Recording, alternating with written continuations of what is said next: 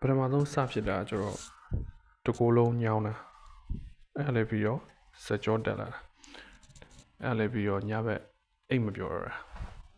အဲ့တော့ဒီလူနာကယောဂတခုရှိရဲဆိုပြီးတော့သွေးတိုးလားစီချိုလားနှလုံးလားဆိုပြီးတော့ယောဂသွားရှာတယ်ပေါ့နော်အဲ့တော့ပုံမှန်ဆရာဝန်နဲ့ပြတယ်ဘာမှမရှိဘူးစီထိုးလိုက်တယ်ခဏတော့တက်တာဒါပေမဲ့ပြီးတော့ပြန်ပြီးတော့ညောင်းကြိုက်လာတယ်ပေါ့နော်အဲ့နဲ့မသက်သာသေးဘူးဆိုပြီးတော့ဆေးရစစ်တယ်သွေးရစစ်တယ်အထောက်အထားရိုက်တယ်လိုအပ်တဲ့ဟာအကုန်လုံးစစ်တယ်ပေါ့နော်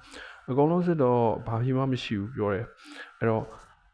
ဒီတိုင်းပဲစိတ်ဆိုးရင်မူလွန်ခဲ့လို့စိတ်ရှုပ်နေလို့ဖြစ်တာပါဆိုပြီးစိတ်ငြိမ်သေးလေးပြီးအိတ်စိတ်လေးပြီးတော့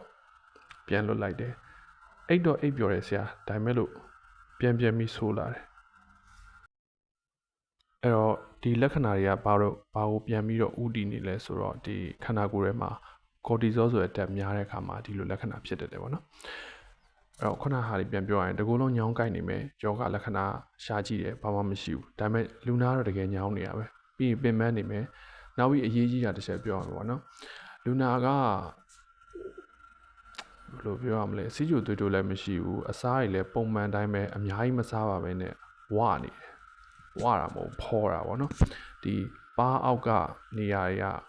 ဝပြီးတော့ဝိုင်းဖောနေရပြီးတော့ဒီ level နာပါနော် level နာအစီရများနေတယ်နောက်တစ်ခုကကျတော့ဒီဘိုက်နာတစ်ဝိုက်မှာအစီရစုနေလူနာကိုကြည့်လိုက်ရင်ဖောကြီးဖြစ်နေတယ်ပေါ့နော်နောက်တစ်ခုကအရွယ်ငယ်ငယ်လေးနဲ့အရေးအကြောင်းတွေအများကြီးထင်နေတယ်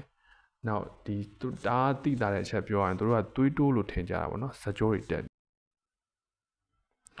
တော့ကော်တီဇောများစေတဲ့အချက်က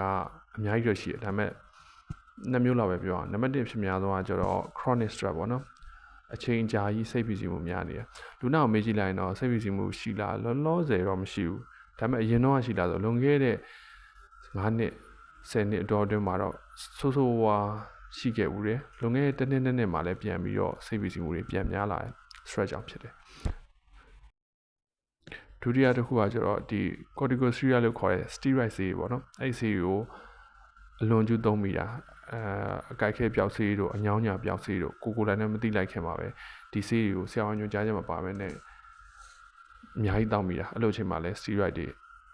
ထွက်များရင် cortisol တွေထွက်များပြီးလိုအပ်နေရတာအဲ့လိုမျိုးဖြစ်တတ်တယ်ပေါ့နော်